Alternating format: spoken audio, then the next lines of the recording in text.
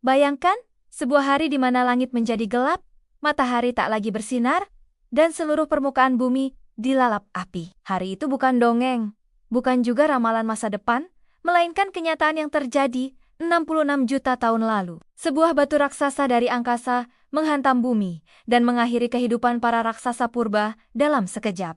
Tapi, benarkah hanya itu penyebabnya? Ataukah ada sesuatu yang lebih besar, lebih misterius, dan belum kita pahami sepenuhnya? 66 juta tahun yang lalu, bumi adalah tempat yang jauh berbeda. Daratan menyatu dalam bentuk superkontinen, iklim tropis mendominasi, dan kehidupan hewan mencapai bentuk raksasa. Di hutan-hutan lebat, padang rumput luas, dan dataran yang belum pernah disentuh oleh manusia. Para penguasa dunia kala itu adalah makhluk-makhluk yang kini hanya kita kenal melalui fosil, dinosaurus. Tyrannosaurus Rex mengaum di dataran utara, Triceratops merumput di sabana kuno, dan Pterosaurus menguasai langit, terbang di atas lautan yang masih murni. Dunia tampak stabil, harmonis dalam ekosistem yang telah berlangsung selama jutaan tahun. Namun tanpa disadari, sebuah kehancuran besar sedang melaju dari sudut gelap tata surya dengan kecepatan mematikan. Bab 1. Pembawa kematian dari langit. Di luar angkasa, di suatu sabuk asteroid antara Mars dan Jupiter, sebuah bongkahan batu raksasa berdiameter sekitar 10 hingga 15 km terlepas dari orbitnya. Penyebabnya bisa jadi tabrakan antar asteroid atau gangguan gravitasi dari planet besar seperti Jupiter. Batu itu tidak memiliki tujuan, tidak punya kehendak, tetapi dalam jalurnya, ia mengarah langsung ke bumi. Dengan kecepatan 20 kali lipat suara, benda ini menembus atmosfer dan menghantam bumi di wilayah yang kini kita kenal sebagai Yucatán, Meksiko. Dampaknya lebih dari sekadar ledakan. Itu adalah akhir dari sebuah era kehidupan. Ledakan tersebut setara dengan 10 miliar bom atom Hiroshima. Dalam sekejap, kawah selebar 180 km dan sedalam 20 km terbentuk. Api menyebar ke seluruh penjuru. Hutan terbakar. Tsunami raksasa melanda pesisir dunia. Namun itu baru awal. Bab 2. Neraka di bumi. Gelombang kejut dari tabrakan itu menjalar ke seluruh planet. Dalam beberapa jam, gempa bumi terjadi di berbagai belahan dunia. Vulkanisme terpicu di berbagai titik. Partikel sulfur dan debu halus terdorong ke atmosfer atas, membentuk tirai gelap yang menyelimuti bumi. Matahari menjadi redup. Siang terasa seperti malam. Fotosintesis terganggu. Suhu global anjlok. Dinosaurus yang tidak langsung mati dalam ledakan mulai menghadapi musim dingin global. Tanaman mati, rantai makanan runtuh. Herbivora kelaparan dan karnivora kehilangan mangsa. Dalam waktu singkat, ekosistem yang telah bertahan jutaan tahun ambruk total. Sekitar 75% spesies makhluk hidup punah. Dinosaurus yang telah mendominasi selama lebih dari 150 juta tahun, lenyap dari muka bumi. Bab 3. Bukti kematian di dalam tanah. Pada 1980, fisikawan Luis Alvarez dan putranya, Walter Alvarez, menemukan anomali.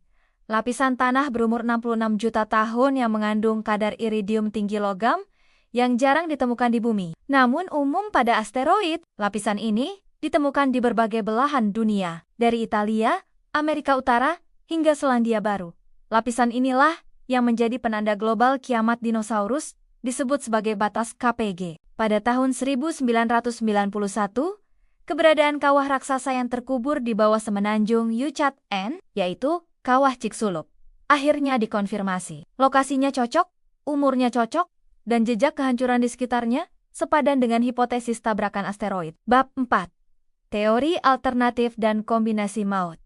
Namun, tidak semua ilmuwan sepenuhnya setuju bahwa asteroid adalah satu-satunya penyebab. Di India, sekitar waktu yang sama, aktivitas vulkanik masif yang dikenal sebagai Deccan Traps menyemburkan lava dan gas rumah kaca dalam volume kolosal selama ribuan tahun. Letusan ini bisa saja memperburuk keadaan, melepaskan karbon dioksida dan sulfur dioksida, memicu pemanasan global jangka panjang, lalu pendinginan akibat partikel aerosol. Apakah dinosaurus telah lebih dahulu melemah sebelum asteroid menabrak, atau justru keduanya bekerja sama?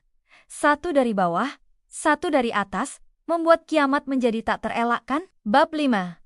Misteri spesies yang bertahan. Tidak semua makhluk punah. Beberapa jenis burung, mamalia kecil, reptil, dan amfibi berhasil bertahan. Mamalia kecil yang sebelumnya hidup di bayang-bayang dinosaurus, menjadi pewaris baru bumi. Mereka berkembang pesat, berevolusi, dan berjuta tahun kemudian.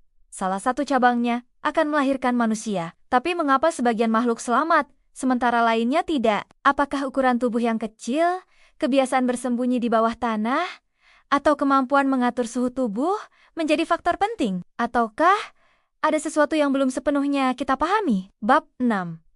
Warisan dinosaurus.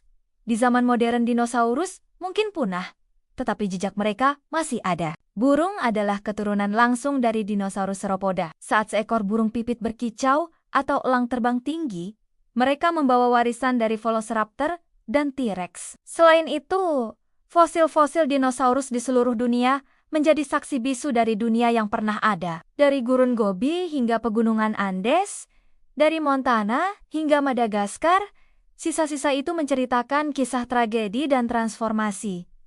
Bab 7. Apakah bisa terulang lagi? Asteroid sebesar Chicxulub hanya menabrak bumi sekali dalam 100 juta tahun. Tapi ancaman itu masih ada. NASA kini memiliki program Planetary Defense yang memantau objek-objek dekat bumi. Tapi belum ada sistem pertahanan yang benar-benar bisa menghalau batu angkasa raksasa jika mendekat. Setiap tahun, beberapa asteroid kecil melewati orbit bumi dalam jarak yang mengkhawatirkan. Apakah kita siap jika sejarah hendak mengulang dirinya? Bab 8.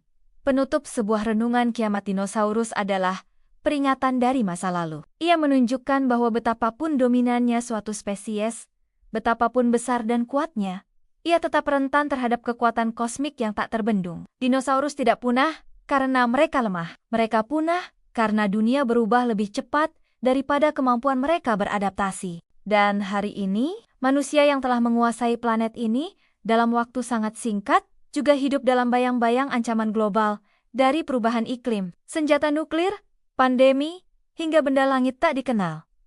Dinosaurus tak pernah tahu kiamat itu datang. Tapi kita tahu, dan mungkin itulah satu-satunya keunggulan kita, kesadaran untuk bersiap. Setelah membaca kisah nyata kiamat dinosaurus, kita diingatkan bahwa kehidupan di bumi bisa berubah dalam sekejap. Ancaman dari luar angkasa, perubahan iklim, bahkan ulah kita sendiri bisa menjadi awal dari kehancuran baru. Maka, mari kita pelajari masa lalu, bukan sekadar untuk tahu, tapi agar kita bijak di masa depan. Jika kamu tertarik dengan misteri kepunahan, sejarah bumi, dan kemungkinan kiamat modern, jangan lupa ikuti konten selanjutnya. Karena dari masa lalu, kita belajar menjaga masa depan.